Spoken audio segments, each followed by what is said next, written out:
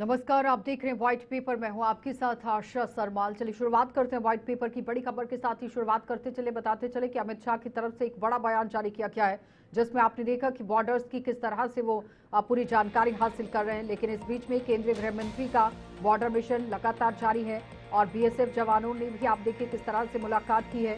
और साथ ही बताते चले कि यहाँ सिर्फ बॉर्डर नहीं, 50 किलोमीटर तक की सुरक्षा हमारी जिम्मेदारी है, ये बड़ी बात कही गई। अमित शाह का बीएसएफ को बड़ा संदेश है। और साथ ही सिर्फ बॉर्डर पर 50 किलोमीटर तक आप देखिए हमारी सुरक्षा की जिम्मेदारी है। सिर्फ बॉर्डर पर ही हमें निगरानी नहीं रखनी है, सिर्फ और सिर्फ 50 किलोमीटर तक की जो सुरक्षा है उस पर भी गहनता से काम हम कर रहे हैं। अमित शाह का बीएसएफ को एक बड़ा संदेश है कि अगर सीमावर्ती गांव में आबादी में अस्वाभाविक बदलाव दिखे तो राज्य सरकार को तुरंत सतर्क किया जाए। और गृह मंत्री ने ड्रोन के जरिए हो रही हथियार और नार्कोटिक्स तस्करी को भी बड़ा खतरा बता दिया है। ये बड़ी अपडेट है, जहां पर केंद्रीय गृह मंत्री आज बीकानेर पहुंचे थे और वहां पर बीएसएफ के साथ उन्होंने मुलाकात की। लेकिन सीमा से लगे हुए 50 किलोमीटर के गांव में होने वाली किसी भी अवैध निर्माण की जानकारी सिविल प्रशासन पुलिस को देनी चाहिए कि आम जनता का काम और जिम्मेदारी बनती है। इसके साथ ही महिला बैरकों के ई उद्घाटन के दौरान भी सीमा पर निगरानी पर्याप्त नहीं है, इस तरह से अमित शाह की तरफ से कहा गया। और दूसरी तरफ बल्कि सीमा से 50 किलोमीटर तक की क्षेत्रीय सुरक्षा पर ध्यान दिया गया है। यानी कि अमित शाह कह रहे हैं कि ये सिर्फ और सिर्फ यहाँ पर बॉर्डर पर निगरानी नहीं है, बॉर्डर के आसपास का इलाका जो 50 किलोमीटर के दायरे में आता है वहां पर भी सुरक्षा को चाक चौबंद करना हमारी जिम्मेदारी है और उस पर हम काम कर रहे हैं। और उससे भी बड़ी बात उन्होंने कह दी कि गांव देहात का जो इलाका है जो बॉर्डर के साथ लगता है वहां पर जो जनता है उन्हें भी सीमा प्रहरियों के साथ कंधे से कंधे मिलाकर काम करने की जरूरत है, क्योंकि उन्हें भी प्रहरी बनने की जरूरत है। और इसके साथ आपको ये बताते चले जिस तरह से ड्रोन को लेकर बड़ी बात कही गई, 4 लेयर सिक्योरिटी ग्रिड पर जोर दिया गया है। और अमित शाह कह रहे हैं कि यहाँ जो खतरा पैदा होने वाला है उसके साथ साथ देश के अंदर मौजूद उन तत्वों पर भी नजर रखनी होगी जिनका इस्तेमाल दुश्मन ताकतें यहाँ पर करती हैं। और इतना ही नहीं, बीएसएफ, सेना, नागरिकों, राज्य सरकार मिलकर 4 लेयर सुरक्षा ग्रिड तैयार करेंगे। और इसे सिर्फ 4 लेयर सिक्योरिटी नहीं बल्कि साझा जिम्मेदारी वाला सुरक्षा मॉडल माना जाना चाहिए। यानी कि किसी को ये नहीं लगना चाहिए कि आप किसी दबाव में काम कर रहे हैं, लेकिन आपको आपसी समन्वय बनाते हुए, तालमेल बनाते हुए आगे बढ़ना होगा। सिर्फ बॉर्डर की सुरक्षा से काम नहीं चलेगा। बताते चले कि आप देखिए जिसमें लगभग 1096 किलोमीटर की जो पॉश सड़क है, जिसमें 50 किलोमीटर के दायरे की जो बात हो रही है, क्योंकि सीमा सुरक्षा बलों के साथ भी आज बैठक हुई है। सीमावर्ती गांव में रहने वाले लोगों को जागरूकता डालनी चाहिए और जिम्मेदारी उन्हें देनी चाहिए कि अगर सीमा से 50 किलोमीटर के दायरे में किसी भी गांव में कोई अवैध निर्माण होता है तो हम नागरिक प्रशासन, कलेक्टर और एसपी को सूचित करें। लगभग 1096 किलोमीटर की जो पॉश सड़क और लगभग 520 किलोमीटर की मुख्य सड़क से संपर्क में सुधार होगा। बीएसएफ कर्मियों की जरूरतों को पूरा यहां पर किया जाएगा। यानी कि डिजाइन की जो बाड़ लगाने का काम चल रहा है, वहां राजस्थान में लगभग 180 सीमा चौकियों पर पेयजल पाइपलाइन परियोजना फिलहाल पूरी हो चुकी है। पौधारोपण वहां किया जा रहा है। 5 वर्षों में 7.5 करोड़ से भी ज्यादा पौधारोपण कर पर्यावरण सुरक्षण और साथ ही साथ यहाँ संवेदना और आदर्श स्थापित किया गया है। इतना ही नहीं, ऑपरेशन सिंदूर के दौरान जो छक्के यहाँ पाकिस्तान के छुड़ाए गए हैं हमारे जवानों की तरफ से, उसे भी याद किया गया। और इतना ही नहीं, यहाँ पर आपने देखा कि किस तरह से गृह मंत्री कह रहे हैं कि हमने तय किया था कि काम में बेटियों का सहयोग लिया जाएगा, उन्हें मौका दिया जाएगा। तब एक विवाद था कि बॉर्डर की सुरक्षा में बेटियां क्या कर सकती हैं, उनकी सुविधा का क्या महत्व होगा, किस तरह से सुविधा होगी। तो मुझे गर्व हो रहा है कि बेटियों ने सुरक्षा के लिहाज से बेटों से 2 कदम आगे बढ़कर काम कर लिया है। और जाहिर तौर पर देखिए जिस तरह से सिर्फ बॉर्डर की सुरक्षा ही नहीं यहाँ चलेगा काम, 50 किलोमीटर के दायरे में बीकानेर में भी आप देखिए किस तरह से अमित शाह पहुंचे, वहां पर एक बड़ा उन्होंने बयान जारी कर दिया। चलिए पैनल की ओर बढ़ जाते हैं। कर्नल गोपाल सिंह हमारे साथ जुड़ गए हैं, रिटायर्ड रक्षा विशेषज्ञ हैं, बहुत बहुत स्वागत। डीके गुप्ता हमारे साथ जुड़ गए हैं, रिटायर्ड रक्षा विशेषज्ञ हैं, बहुत बहुत स्वागत आपका भी। सौरभ त्रिपाठी हमारे साथ जुड़ गए हैं, राजनीति विशेषज्ञ हैं, आपका भी बहुत बहुत स्वागत जुड़ने के लिए। सबसे पहले तो मैं कर्नल गोपाल आप ही के पास आऊंगी। आज अमित शाह की तरफ से कल भी हम इस पर चर्चा कर रहे थे, लेकिन कल हमने पार्टियों के साथ भी चर्चा की। आज हम सिर्फ डिफेंस एक्सपर्ट्स और राजनीतिक विशेषज्ञों के साथ बातचीत कर रहे हैं, जिसमें सबसे पहला सवाल ये है कि आज अमित शाह ने ये कह दिया कि सिर्फ महज बॉर्डर की हमें निगरानी नहीं करनी है, 50 किलोमीटर के दायरे में जितना भी एरिया बॉर्डर के आसपास का आता है उसमें भी निगरानी करनी है। बहुत बहुत शुक्रिया। नमस्कार, जय हिंद, जय भारत। देखिए, आपका सवाल बहुत ही अहम है कि जिस प्रकार से हमारे होम मिनिस्टर साहब विजिट कर रहे हैं जगह के, राजस्थान और बाकी जगह पर भी जाएंगे। हम्म। देखिए, बॉर्डर के साथ में तकरीबन 30 से 40-50 किलोमीटर का जो बॉर्डर के साथ वाला एरिया होता है, वो बहुत ही सेंसिटिव होता है, हम्म। क्योंकि वहां पर हर तरह की इंफॉर्मेशन बाहर से भी और अंदर से भी, यानी इंफॉर्मेशन ली जा सकती है, दी जा सकती है। और यदि कोई इन्फिल्ट्रेशन होता है तो उसको संभाला जा सकता है। उसके अलावा यदि क्या नाम है, नारकोटिक्स या तमाम तरह के स्मगलिंग एक्टिविटीज होती है, उसको भी देखा जा सकता है। यानी हर तरीके से, यानी तकरीबन 40 से 50 किलोमीटर का दायरा बॉर्डर हम्म। के साथ वाला बहुत ही महत्वपूर्ण होता है। हम्म। अब तक शायद इसके ऊपर उतना क्या बोलते हैं, यानी ध्यान नहीं रखा गया था, लेकिन अब जरूरत पड़ रही है, क्योंकि चार चीजें बदली हो रही हैं हमारे देश के अंदर। जी। नंबर एक, हम डेमोक्रेटिक कंट्री हैं, डेमोग्राफी में बहुत बड़ा परिवर्तन हो रहा है। दूसरा, डिजिटलाइजेशन जो हो रहा है उसकी वजह से साइबर सिक्योरिटी और साइबर की समस्याएं बहुत बढ़ रही हैं। हम्म। उसके साथ साथ में जो डेवलपमेंट चाहिए, आज यदि सेना के जवान आप बॉर्डर के ऊपर लगे हैं, हम्म। तो क्या उनको वो सहूलियत मुहैया है? आप देखिए कि हमारे सूर्य देवता भी कितने प्रचंड रूप से हमारे ऊपर बरस रहे हैं। 45 से यहाँ तक कि रेगिस्तान में या राजस्थान में 48 डिग्री सेल्सियस तक टेम्परेचर पहुंच जाता है। हम्म। उस स्थिति में हमारे जवान सटीक, सुदृढ़ होकर के मजबूती से देश की रक्षा करते हैं। हाँ, तो वो उनके तो लिए कह क्या दिया क्या ना। सहूलियत वो होनी तो कह चाहिए? दिया ना। आजकल आजकल हमारी महिलाएं मातृशक्ति, एक सेकेंड, एक मिनट, मातृशक्ति वो भी सेना के अंदर है।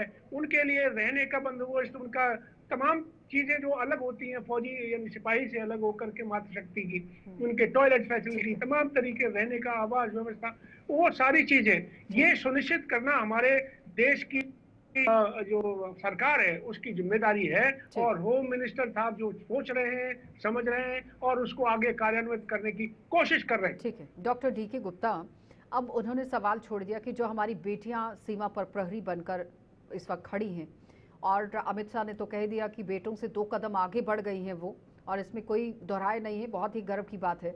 लेकिन अभी जिस तरह से उपकरणों की बात हुई है, फैसिलिटीज़ की बात हुई है, उस पर अब कहीं ना कहीं सरकार ध्यान दे रही है कि नहीं? क्योंकि इस तरह से दौरे अमित शाह की तरफ से, गृह मंत्री की तरफ से करना अपने आप में मायने रखता है।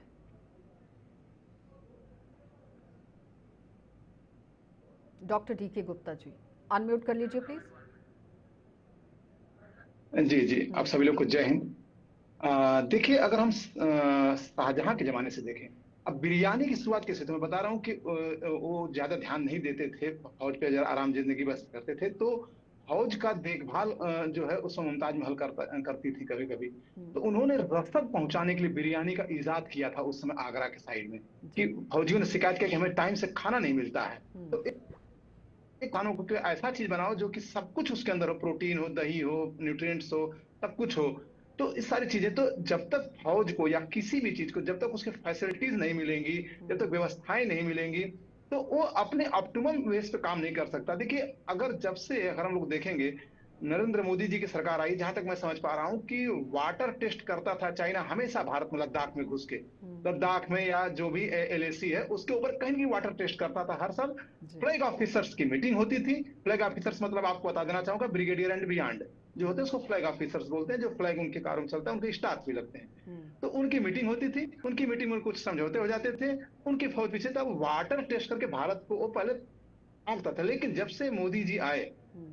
उन्होंने एलएसी पर इतनी सारी फैसिलिटीज, लॉजिस्टिकल इंफ्रास्ट्रक्चर क्रिएट करना शुरू कर दिया। हम्म। और जहां जहां ब्रिज की जरूरत है ब्रिज का, जहां एयरपोर्ट की जरूरत है जहां एयरपोर्ट की, फैमिलीज के लिए आना है वहां घूमने के लिए, वहां से अपने घर पे जाना है तो वहां के लिए सारी चीजें उन्होंने व्यवस्था की। मतलब ठीक। एक फौजियों को और जो बॉर्डर पे काम करते हैं उनको फील कराया गया कि बिल्कुल देश तुम्हारे साथ है, तुम्हारे लिए सारी मुहैया कराएंगे हम। हम्म। इसी तरह से बीएसएफ में भी, जैसा कि अमित शाह जी का मैं पढ़ रहा था, सारी फैसिलिटीज वहां प्रोवाइड करने को उसके, मैं बता दूं कि आमूल चूल परिवर्तन हुआ है फौज के अंदर। हम्म। अगर मैं 80-90 की बात करूं तो उस समय जो फौज के अंदर प्रॉब्लम थी, अब वो नहीं है। आप देखेंगे, पहले कभी कभी जियो को जाने के लिए वारंट जो फ्री टिकट होता था, करीब एक मिलता था, अब दो मिलता है। और पहले वो रेलवे स्टेशन पर धक्के खाते थे, अभी वो धक्के नहीं खाते। उनको उनके जो रिकॉर्ड ऑफिस है खुद ही टिकट बना के देती है। खासकर जहां तक मुझे एयरफोर्स का संज्ञान है कि वो जब छुट्टी जिस दिन जाते हैं, टिकट और P3 जो उनका सर्टिफिकेट होता है साथ में मिलता है। तो ये सारी फैसिलिटीज एंटोनी जब डिफेंस मिनिस्टर थे तो उन्होंने 2 टाइम्स ठीक है। वारंट कर दिया था। तो ये बहुत सारी चीज LTC जो सिविलियन के लिए थी फौजियों के लिए, इससे क्या होता है कि एक मनोबल उनका बढ़ता है, एक उनका जो उत्साह, और एक देश के साथ जुड़ते हैं तो अपने बॉर्डर ठीक पर है। रखी उनको अच्छा लगता है। ठीक तो है। ये जो इंफ्रास्ट्रक्चर में बढ़ोतरी करना, मनोबल बढ़ाना, तो इधर हमारे देश के सभी सरकारों ने किया है। लेकिन जब से मोदी सरकार आई है, मैं देखा हूं कि इसमें बहुत ज्यादा उस पर डीप रूटेड ठीक है जो है ध्यान सौरभ दिया जी, गया है, अब और ये सवाल बहुत जरूरी ठीक है। है, DK गुप्ता जी जी वापस लौटूंगी। सौरभ जी, अमित शाह की तरफ से एक बहुत अहम और महत्वपूर्ण बात कही गई। उन्होंने कहा कि सीमा पर प्रहरी तो है ही, लेकिन हमारे नागरिकों को भी प्रहरी की भूमिका निभानी होगी। और अगर आपके इलाके में कोई अस्वाभाविक आपको गतिविधि दिखती है, निर्माण आपको दिखता है, तो आपको तुरंत उसे रोकने के प्रयास नहीं करने हैं, जल्द से जल्द आपको संज्ञान उस पर लेना है, प्रयास करना है कि आगे जानकारी आपको पहुंचानी है। तो सीमा प्रहरी सिर्फ जो सीमा पर हैं वही नहीं, नागरिक भी हैं। तो ये एक भूमिका बहुत अहम हो जाती है और बहुत बड़ी जिम्मेदारी आम नागरिकों के कंधों पर आज डालते हुए दिखे हैं अमित शाह अपने बयान के जरिए। अनम्यूट कीजिए सौरभ जी। जी हम्म। जो इशू है केवल एक ट्रेडिशनल तरीके से जो घुसपैठ होती थी केवल वहां तक सीमित नहीं रह गया है। अगर हम देखें तो हम देखते हैं ड्रोन से भी हथियार पहुंचाए जा रहे हैं, ड्रग स्मगल किए जा रहे हैं, फेक करेंसी है और स्लीपर सेल मॉड्यूल्स है, ये सारी चीजें हैं। तो ऐसे में अमित शाह जी का जो 50 किलोमीटर तक की सुरक्षा की जिम्मेदारी वाला संदेश है, ये एक राष्ट्रीय सुरक्षा को नई परिभाषा देता है। और उन्होंने केवल BSF जवानों को नहीं संबोधित किया है, बल्कि पूरे देश को संदेश दिया है कि ये न्यू इंडिया है, अब रिएक्टिव ही नहीं है, ये प्रोएक्टिव स्ट्रेटजी पर काम करने वाला है। जी। उन्होंने बॉर्डर सिक्योरिटी को केवल फेंसिंग तक भी सीमित नहीं रखा है। अगर उनके भाषण को हम सुने तो स्मार्ट बॉर्डर प्रोजेक्ट की बात की उन्होंने, एंटी ड्रोन स्ट्रेटजी, नई फेंसिंग टेक्नोलॉजी की बात की, 1096 लेटरल रोड प्रोजेक्ट और बॉर्डर कनेक्टिविटी जैसे कदम दिखाते हैं कि मोदी सरकार बॉर्डर मैनेजमेंट और टेक्नोलॉजी ड्रिवन बनती जा रही है। और अगर हम और भी देखें, अगर हम पूर्वी तरफ जाते हैं तो जहाँ पे आसाम की बात करें, जहाँ पे अभी इलेक्शन हुए, पश्चिम बंगाल में भी बात करें तो आसाम में भी इसको एक बड़ा विषय बनाया था सरकार ने, और पश्चिम बंगाल को भी बड़ा विषय बनाया। हेमंत बिस्वा शर्मा जी ने तो पूरा इलेक्शन इसी बेस पे लड़ा कि हम घुसपैठ नहीं होने देंगे, और बीजेपी ने भी यही स्ट्रेटजी वेस्ट बंगाल में अपनाई कि हम सबसे पहले बॉर्डर्स को सुरक्षित करेंगे ताकि बाहरी घुसपैठियां ना आए और जो देश के लोगों का हक है देश के लोगों तक ही सही तरीके से पहुंच सके।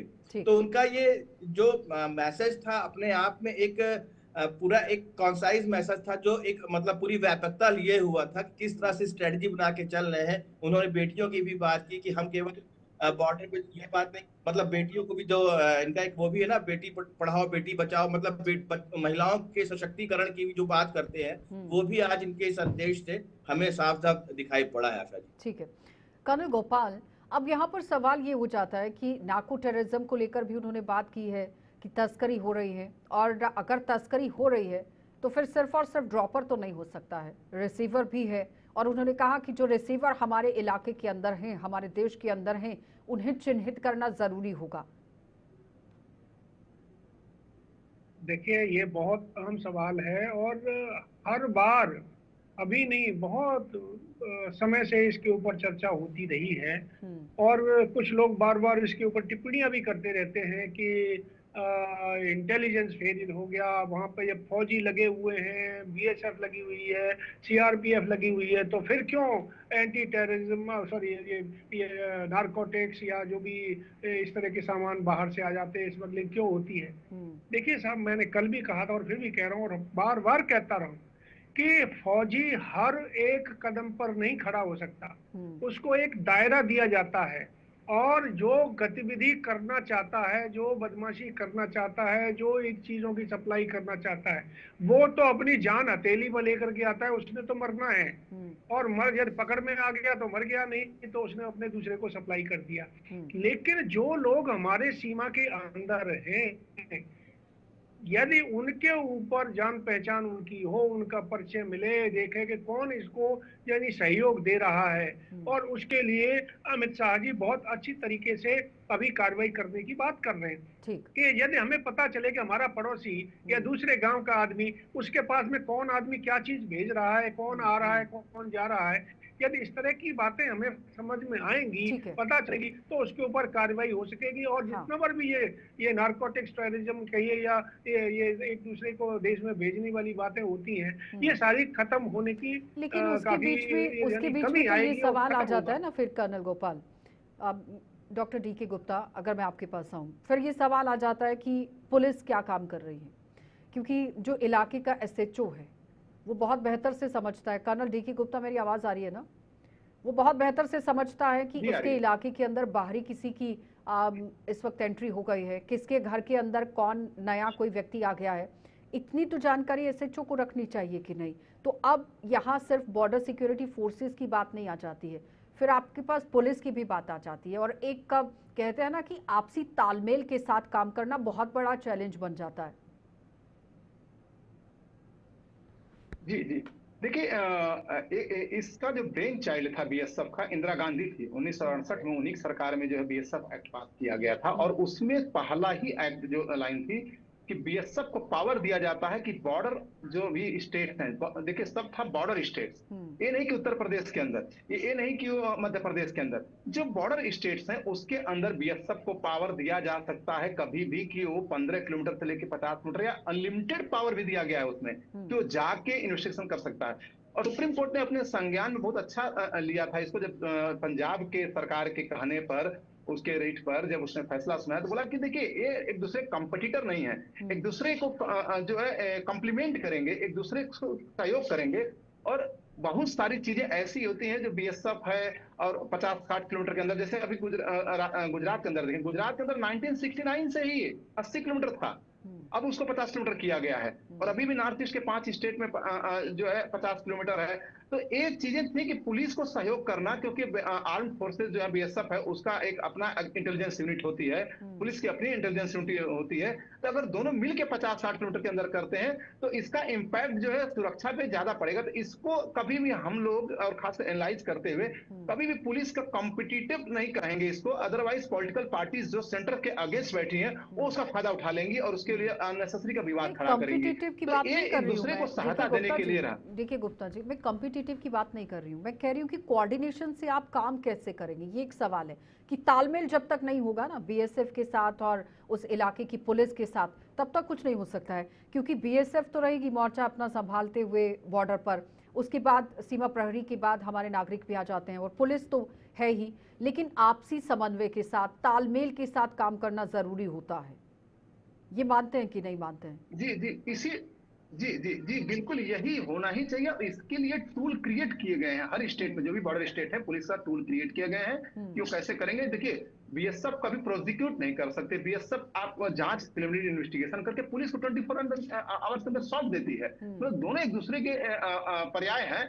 मतलब बीएसएफ को लगता है मुझसे इन्फिल्ट करके आईपीएल आउट करके चला गया है बाहर अंदर, तो वो जाके पकड़ सकता है, बजाय कि पुलिस को इत्तला देने के वो जाके पकड़ सकता है, क्योंकि उस समय वो स्टार्टिंग पोजीशन पर उसी ने टेक ओवर किया था कि ये बंदा शायद अंदर जा रहा है या हमको लग रहा है कि ऐसा उनके इंटेलिजेंस बता रही है। उसके बाद वो इन्वेस्टिगेट करके अपनी रिपोर्ट पुलिस को तुरंत 24 घंटे अंदर दे देगा। प्रोसिक्यूट नहीं करेगा तो पुलिस का भी सम्मान बना रहा, बीएसएफ का भी बना रहा। जी जी, सम्मान बनाना बहुत जरूरी है पहले तो हमारे सुरक्षा बलों के बीच में और पुलिस के बीच में। लेकिन सौरभ जी, अब सवाल है कि 4 लेयर सिक्योरिटी ग्रिड पर जोर दिया गया है, जो मैं पहले ही बात कर चुकी हूँ, जिसमें ये कहा गया कि बीएसएफ, सेना, नागरिक, राज्य सरकार मिलकर एक 4 लेयर सुरक्षा ग्रिड तैयार करें। आपको नहीं लगता है कि इसमें अगर हम तालमेल के साथ काम करते हैं, जो ये 4 लेयर सिक्योरिटी बनाने की बात हो रही है, तो जाहिर तौर पर जो बाहर से शरारती तत्वों की तरफ से मंशा रखी गई है वो पूरी नहीं होगी। वैसे तो पूरी नहीं हो रही है, लेकिन अगर ये चारों स्तंभ मिलकर काम करते हैं तो।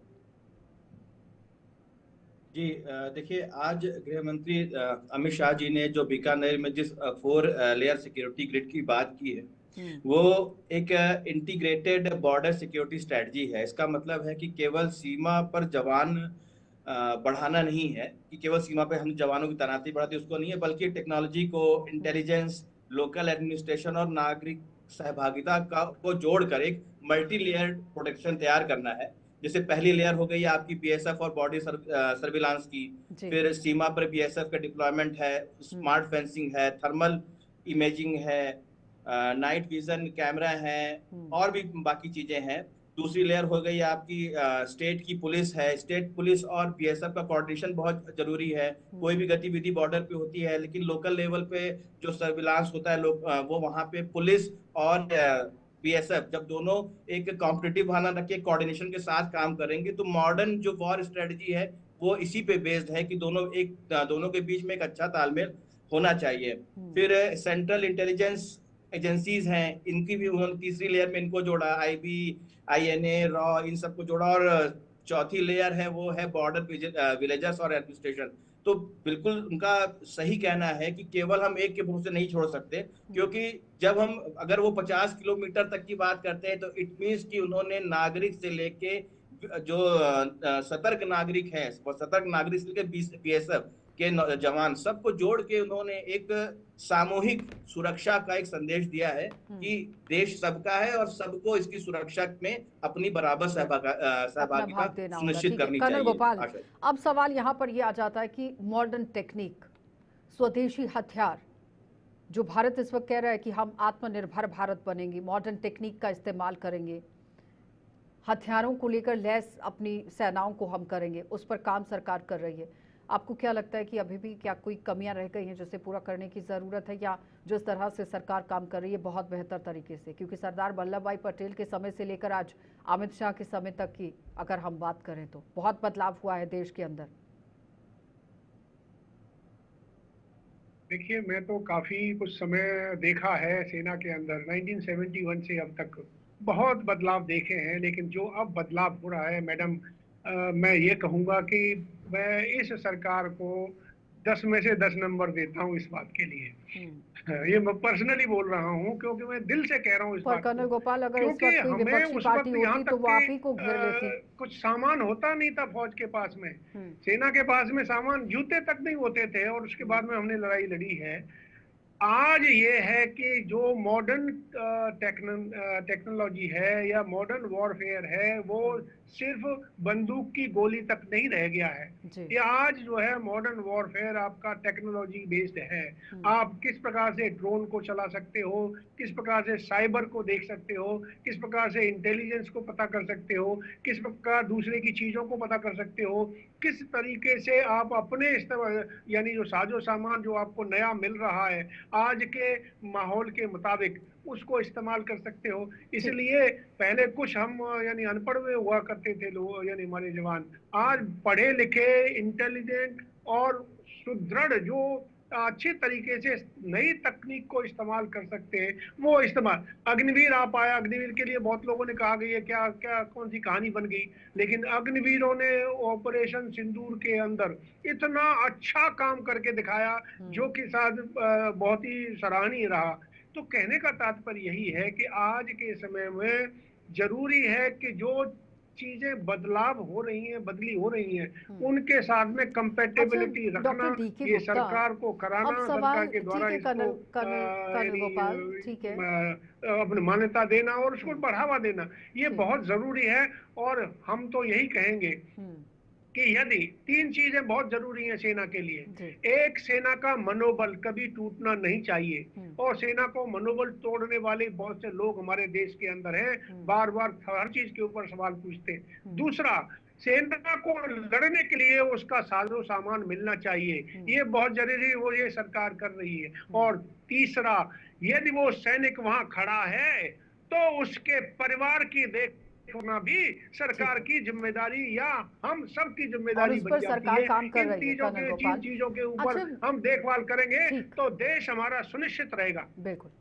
अच्छा डॉक्टर डीके गुप्ता, अब सवाल ये आ जाता है कि जिस तरह से अमित शाह खुद बॉर्डर एरियाज में पहुंच रहे हैं, सुगबुगाहट कुछ और नजर तो नहीं आ रही है कि कहीं कुछ ऐसा घुसपैठ की कोशिश दुश्मन मुल्क की तरफ से, जो अभी से भारत पहले ही अपनी रणनीति बनाए हुए है, लेकिन कुछ ऐसा लग रहा है कि कुछ इनपुट के आधार पर इस तरह से बड़ी कार्रवाई की जा रही है देश के अंदर? जी नहीं, देखिए इनका एक सुनियोजित प्रोग्राम था पहले से, बीएसएफ की जो है प्रोग्राम भाग लेना था। और चूंकि ये प्रोग्राम जितनी भी अभी साहब बात किए हैं, लगभग कम से कम 2016-17 से चल रहा है। जो comprehensive integrated border management system जो है 6,000 किलोमीटर बॉर्डर पे लगाना है। मैं बता दूं कि इतना कहने के बावजूद भी मैं एनालाइज करूंगा कि डिलेड है भारत सरकार के पार्ट पे। 2017 से कम 3 से 4 मरतबा जो है इसकी डेडलाइन बढ़ाई जा चुकी है। बॉर्डर पे जो मैनेजमेंट सिस्टम बनाया जाना है वो अभी तक नहीं हो पाया है पूरा। इसको बहुत जल्दी हो जाना चाहिए था। और मैं बता दूं कि और देशों जैसे अमेरिका है, अमेरिका के अंदर आप बिना वारंट के आप अनलिमिटेड एरिया में जाके बॉर्डर जो उनकी जो बॉर्डर जो फौज है वो जाके चेक कर सकते हैं। ऐसे चाइना के अंदर है, ऐसे स्वीडन के अंदर है। भारत अभी भी 1 डिग्री 2 डिग्री पीछे है। 50 किलोमीटर पे ही वहां कोर्ट में मामला चला जाता है, 50 किलोमीटर के लिए। तो अभी भी जो है जो बातें कही जा रही हैं श्री आदरणीय गृह मंत्री के द्वारा, उसको बहुत पुरजोर तरह से करने की जरूरत है। क्योंकि अगर कंप्रेहेंसिव बॉर्डर मैनेजमेंट सिस्टम अगर बन चुका होता तो अभी उसके अंदर जैसा कि सौरभ त्रिपाठी जी ने बताया कि कई चीजें उसके अंदर है। इंटेलिजेंस फेल्यूर भी बहुत एक बड़ी चीज है। हमारे यहाँ भी चार लेयर्स हैं, उनके वजह कोऑर्डिनेशन जो है अभी इंटेलिजेंस का वो नहीं था। इंटेलिजेंस के लिए एक कोऑर्डिनेटेड जगह होनी चाहिए जहां पे सबके इंटेलिजेंस एक कन्वर्स हो और वहां से हमको इनपुट करके एक आदमी रेगुलेट करे कि देखो हमको चारों तरफ से यहाँ तो कम्युनिकेशन गैप हो जाता है उनके बीच में, कि उनके टूल्स अच्छे नहीं है, कि उनके इक्विपमेंट अच्छे नहीं है। तो ये सारी चीजें कहीं बहुत कहीं अच्छी हमको बात कॉर्नर कही करती है हैं। कि एक ऐसा शख्स होना चाहिए जो कम्युनिकेट करना चाहिए सभी के लिए, क्योंकि अगर आप हर जगह पर 4-4, 10-10 लोगों को खड़ा कर देंगे तो कम्युनिकेशन सही तरीके से नहीं होता है। तो आपको किसी एक को खड़ा करना होगा जो आपको कम्युनिकेट करे कि आपको इस तरह से है, इनपुट ये है और ऐसे कार्रवाई होनी चाहिए। तो उसके लिए भी तो सरकार को काम करना चाहिए। मुझसे पूछ रहे हैं आप? सौरभ जी,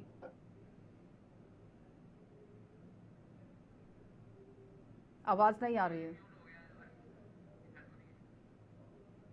एक सेकेंड, मैं कह रहा था आशा जी, कोई एक आदमी ऐसा डेप्यूट करना कि उसके साथ कोऑर्डिनेशन करे। अभी ऐसा जब हम लोग जब एक कोई मतलब जैसे भी बात हुई ना मल्टी लेयर्स में जब होता है, तो ऐसा कोई एक आदमी बैठाना कि तुम सबसे कोऑर्डिनेट करोगे तो वो तो शायद नहीं पॉसिबल है। बड़े अधिकारी आपस में कोऑर्डिनेट करते हैं, कोऑर्डिनेशन उनका आपस में होता है और चीजें एक्सिक्यूट होती हैं। देखिए 2014 के बाद से भारत की रक्षा की नीति बदली है।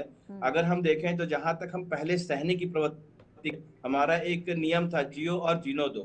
तो अब हमने उसमें भी परिवर्तन किया है कि अगर तुम बदमाशी करोगे तो हम अब सहेंगे नहीं, हम घर में घुस के मारेंगे।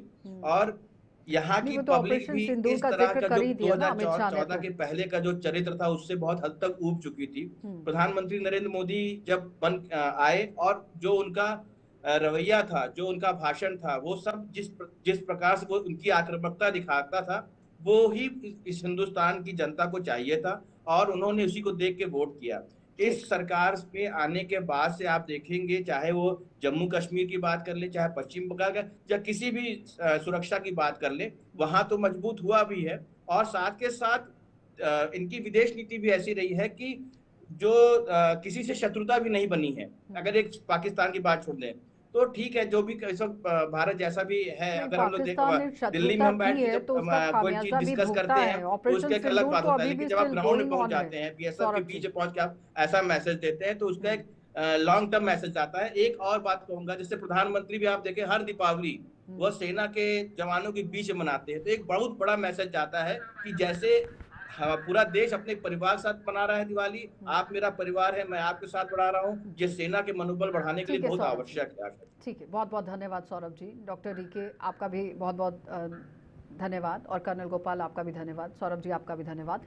तो फिलहाल बताते चलें कि जिस तरह से अमित शाह की तरफ से ये कहा गया कि तमाम जो सीमा के आसपास का इलाका है 50 किलोमीटर का, वहां पर भी ध्यान गड़ाने की ज़रूरत है। आम नागरिकों को भी आप देखिए किस तरह से काम करने की ज़रूरत है। कार्यक्रम में इतना ही, इजाज़त दीजिए, नमस्कार।